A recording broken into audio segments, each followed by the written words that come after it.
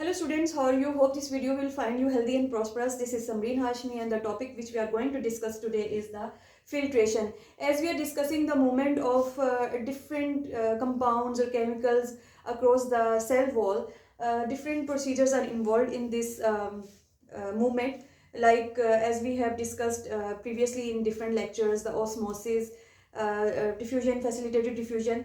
The topic which we are going to discuss today is filtration कि filtration किस तरीके से हेल्प आउट करता है डिफरेंट केमिकल्स या डिफरेंट कंपाउंड्स की movement through the cell membrane inside और आउटसाइड द सेल और इसके थ्रू ही जो है किस तरीके से जो कंपोजिशन है साइटोप्लाज्म की वो कांस्टेंट रखी जाती है. डिफरेंट प्रोसीजर्स हैं जिनकी मदद से जो साइटोप्लाज्म की कॉन्सेंट्रेशन है डिफरेंट कंपाउंड्स की या डिफरेंट केमिकल्स जो उसमें प्रेजेंट होते हैं उसकी जो है वो कंपोजिशन को कांस्टेंट रखा जाता है. तो उन प्रोसीजर्स में जहाँ डिफ्यूजन भी आती है, ऑस्मोसिस भी आती है, वहाँ एक इम्पॉर्टेंट रोल प्ले करता है फिल्ट्रेशन भी. तो मेनली हम फिल्ट्रेशन की डेफिनेशन की तरफ चाहते हैं कि फिल्ट्रेशन बेसिकली है क्या. फिल्ट्रेशन होता है कि जो different molecules specially small one जो उनको फोर्स आउट किया जाता है थ्रू द सेल मेम्ब्रेन. और ये बात पहले भी बहुत दफ़ा कर चुकी हूँ मैं कि सेल मेम्ब्रेन जो होती है वो सेमी परमीबल होती है. सेमी परमीबल मीन्स कुछ कंपाउंड्स को अलाउ करती है, केमिकल्स को अलाउ करती है, मॉलिक्यूल्स को अलाउ करती है मूव इन एंड आउट और कुछ को रोकती है. तो बेसिकली अगर हम फिल्ट्रेशन की डेफिनेशन की तरफ आएँ तो फिल्ट्रेशन ऐसा प्रोसीजर है जिसमें स्मॉल मॉलिक्यूल्स को फोर्स आउट किया जाता है कि वो सेल मेम्ब्रेन के थ्रू जो कि सेमी परमेबल होती है उसके थ्रू मूव अक्रॉस कर सकें, यानी कि इन एंड आउट मूव कर सके.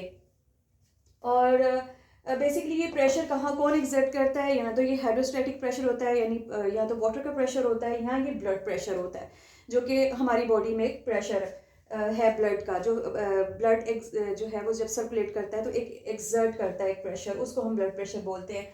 तो फिल्ट्रेशन मेनली क्या है, एक सर्टन जो है वो प्रेशर के थ्रू जब ब्लड यहाँ से पास करता है तो जो स्मॉल यहाँ हाइड्रोस्टैटिक प्रेशर होता है, जो वाटर का प्रेशर होता है, तो जब ब्लड पास करता है यहाँ एक्सर्ट करता है वो प्रेशर, तो स्मॉलर जो मॉलिक्यूल्स होते हैं उनको फोर्स आउट किया जाता है कि वो जो है वो मूव कर जाए आउट ऑफ द सेल्स. अब इसकी सबसे बड़ी एग्जांपल है कैपिलरी वॉल. अब अगर डायग्राम की तरफ हम देखें तो ये मैंने बनाई है membranes of capillary wall cells, यानी ये उसकी मेम्ब्रेन बनाई है. डेफिनेटली सेल मेम्ब्रेन है तो सेमी परमीबल है, यानी अलाउ करेगी कुछ को पास इन एंड आउट करना और बाकी को प्रिवेंट करेगी. अब अगर हम यहाँ से देखें कि यहाँ से ब्लड पास कर रहा है, डेफिनेटली कैपिलरीज में जो है वो ब्लड वेसल्स हैं तो डेफिनेटली ब्लड ही होता है. जब ब्लड पास करता है डेफिनेटली ब्लड जो है वो एक प्रेशर एक्सर्ट करता है, ये बात भी मैंने पहले की है. तो जब ब्लड पास करेगा तो हमारे जो ब्लड में डिफरेंट मॉलिक्यूल्स होंगे, डिफरेंट वाटर होगा, डिजोल्व जो मॉलिक्यूल जो स्मॉल साइज़ के होंगे, तो वो क्या होंगे, वो जो है कैपिलरी जो ये वॉल है उसके सेल मेम्ब्रेन से बाहर की तरफ मूव करना शुरू हो जाएंगे. और ये जो है जो स्मॉलर मॉलिक्यूल्स हैं जो कि लाइक वाटर है और डिफरेंट उसमें डिजोल्व कंपाउंड्स हैं जो स्मॉल साइज़ के हैं, वो इस तरीके से बाहर पेनिट्रेट कर जाएंगे. लेकिन सर्टेन लार्जर मॉलिक्यूल्स स्पेशली जो ब्लड प्रोटीन्स होते हैं लाइक एल्ब्यूमिन्स, वो पास आउट नहीं कर सकते, वो जो है ब्लड में एज इट इज़ ही रहेंगे. और ये पास आउट कैसे करते हैं, आपको मतलब ये क्वेश्चन स्टूडेंट कर सकते हैं कि कैसे वॉल, अगर से ये कैपिलरी वॉल है, ये ब्लड वेसल है, फॉर एग्जांपल कैपिलरी की बात कर रहे हैं और ये उसकी वॉल्स हैं और डेफिनेटली वॉल्स जो कैपिलरी वॉल है वो सेल से ही बनी हुई है, तो वो कैसे यहाँ से पास कैसे करेंगे. तो सेल मेम्ब्रेन जो होती है वो पोरस होती है, तो ये यहाँ पे स्पेसिफिक पोर्स होते हैं जिसके थ्रू ये स्मॉल मॉलिक्यूल्स जो हैं वो बाहर की तरफ मूव कर जाएंगे. लेकिन ये प्रेशर इतना ज़्यादा नहीं होता कि लार्ज मॉलिक्यूल्स लाइक प्रोटीन्स, अभी मैंने बात की है स्पेशली द ब्लड प्रोटीन्स जो कि एल्ब्यूमिन्स हैं, वो मूव नहीं कर सकते बाहर की तरफ, वो ब्लड में एज इट इज़ ही रहेंगे. अब अगर हम लाइक ये अगर डायग्राम की ही बात करें तो ये देखिए लार्ज मॉलिक्यूल्स मैंने ब्लू से शो की हैं और वो एज इट इज़ वहीं के वहीं हैं, वो बाहर की तरफ मूव नहीं करेंगे, वो इन पोर्स से मूव नहीं कर सकते. यहाँ प्रेशर इतना ज़्यादा नहीं होता कि ये मॉलिक्यूल्स लार्जर मॉलिक्यूल्स बाहर की तरफ मूव कर सकें, और स्मॉलर मॉलिक्यूल्स जो हैं वो बाहर की तरफ मूव कर सकते हैं.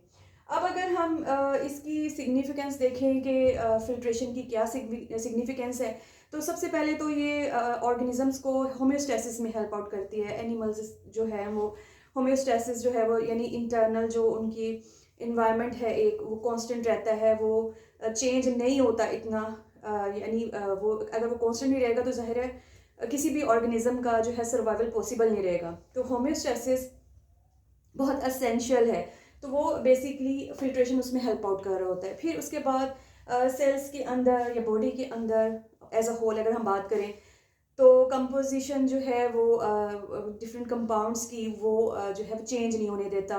लाइक वाटर जो है उसकी जो है वाटर है या डिफरेंट जो केमिकल्स हैं, आयंस हैं, उसकी जो क्वांटिटी चाहिए होती है बॉडी को या जो रिक्वायर्ड होती है किसी भी ऑर्गेनिज्म के लिए, उसको मेंटेन करना भी फिल्ट्रेशन का काम है। फिर सबसे बड़ी बात, अगर वेस्ट प्रोडक्ट्स को रिमूवल, वेस्ट प्रोडक्ट्स बनाना, स्पेशली अगर हम ह्यूमंस की बात करें तो किडनीज़ जो हैं हमारे वो एक्सक्रीटरी ऑर्गन्स हैं, और वहाँ पे जहाँ और डिफ्यूजन भी हो रही होती है और ऑस्मोसिस भी हो रही होती है, वहाँ फिल्ट्रेशन भी हो रहा होता है। और फिल्ट्रेशन जो है मेनली यूरिन प्रोडक्शन में बहुत ज़्यादा हेल्पफुल है। तो वेस्ट प्रोडक्ट्स को एक्सक्रीट करने में भी फिल्ट्रेशन ही हेल्प आउट कर रहा होता है। तो ये डिफरेंट जो है प्रोसीजर्स हैं जिसमें फ़िल्ट्रेशन की बहुत इंपॉर्टेंस है, और फ़िल्ट्रेशन जो है वो अपना बहुत की रोल जो है वो प्ले करता है। तो ये आज का टॉपिक छोटा सा टॉपिक था फ़िल्ट्रेशन का। होप कि ये आपके लिए इंफॉर्मेटिव होगा। अगर आपका कोई क्वेश्चन है, कोई एम्बिग्विटी है, तो कमेंट्स में लिखिए, वीडियो को लाइक कीजिए और सब्सक्राइब कीजिए। Thank you so much.